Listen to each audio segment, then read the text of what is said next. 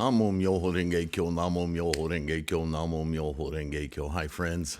How are you doing? I hope you're well and safe.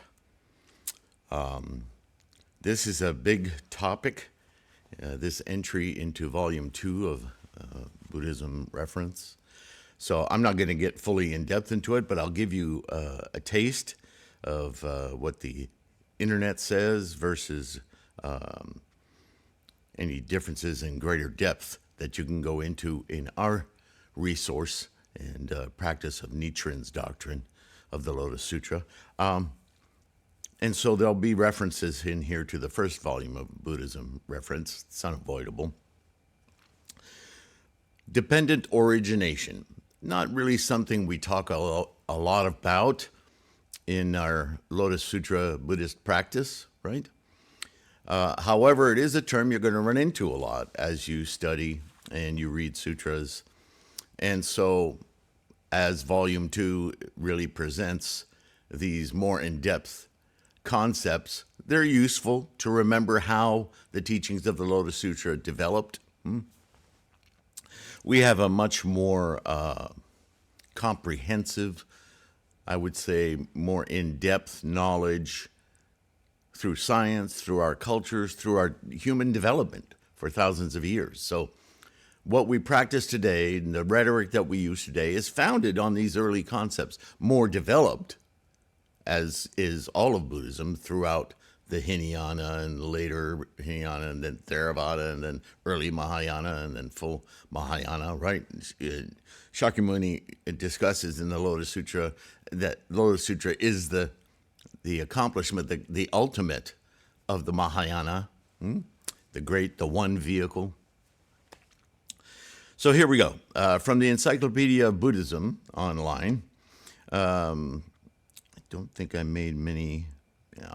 I add parenthetical notes in here just, and I'm pretty good about saying parentheses mine, so you know that I'm interjecting, but I don't think I have any in here. Number 1. The 12 links of dependent origination, also called the 12 Nidanas, or Nidana. That's from, whether it's Pali or Sanskrit, are a specific example of the principle of dependent origination. I'm glad they said it that way, because oftentimes it's thought that the Nidana are, as read, the dependent origination. Dependent origination is a big, broad concept, and it really comes to fruition in the 3,000 realms, or the engine of life, as I call it, right?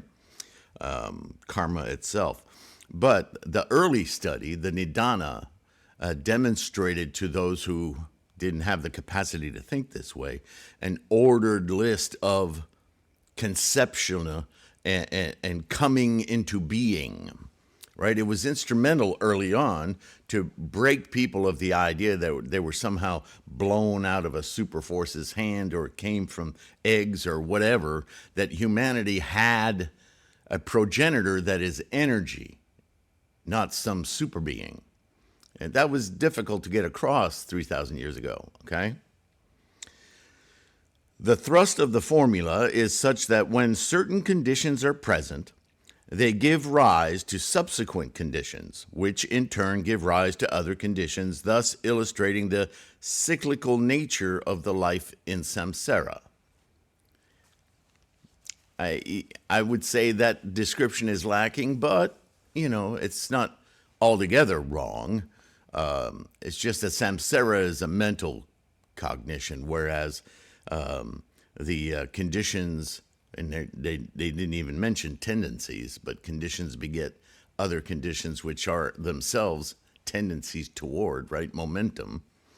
Anyway, number 2, the 12 links can be understood on different levels. For example, 1, as causal links in the moment-to-moment creation of karma. Interesting that they used moment-to-moment. And karma, and I get into that much more deeply. If you look up karma in the first volume, you'll see. And number 2, as causal links in the process of rebirth within cyclic existences, samsara. Yeah, see, I'm glad they put samsara in there if you understand that samsara is a mental state. Because the process of rebirth within cyclic existence, moment to moment to moment to moment, like they said, number one. See, this is where a lot of people get lost in Buddhism.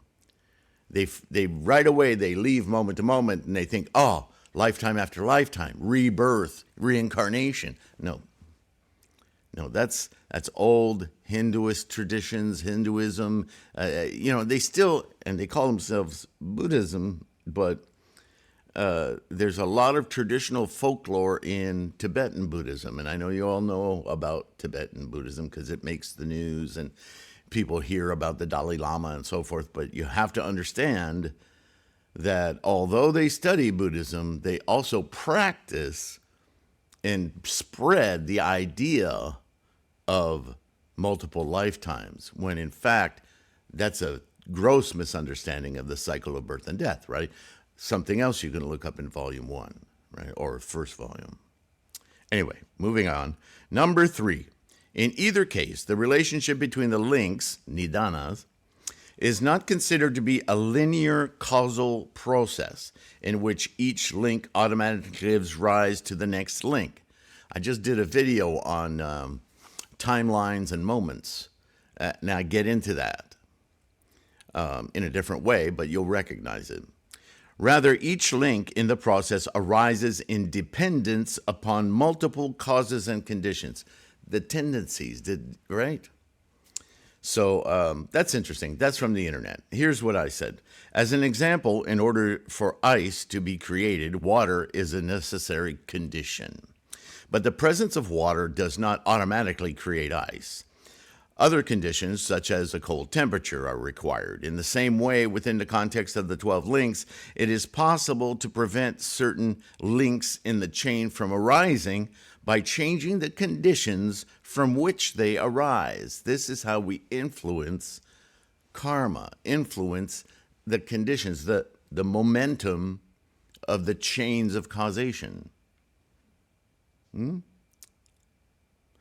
By developing wisdom in place of ignorance, the first link, a link is removed from the chain, thus breaking the chain that keeps us bound in the repetitive cycle of birth and death, or birth and rebirth, yeah?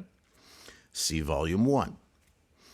Thus, it is said, one can become liberated from cravings and clinging energies that bind us to this samsaric way of experiencing life. See also consciousnesses, 9 consciousnesses, and Nidana in the first volume. So that's all I'm saying in the book. It's quite a mouthful, actually. And if you follow those links, you'll start to grow your idea of what this dependent origination is about. It's really about the interstitials, from moment to moment. The next moment is highly influenced, if not completely influenced, unless we take conscious measures with our 9th consciousness to modify the tendencies proliferating moment after moment after cycle of birth and death. Yeah?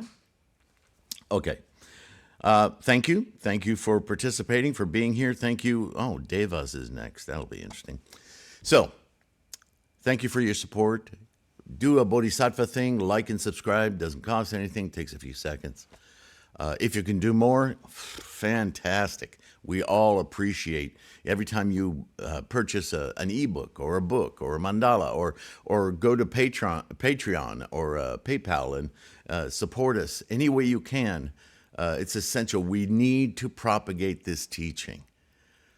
If you're watching the news at all, and I don't recommend it because it's pretty depressing, but the world really needs our influence badly, right?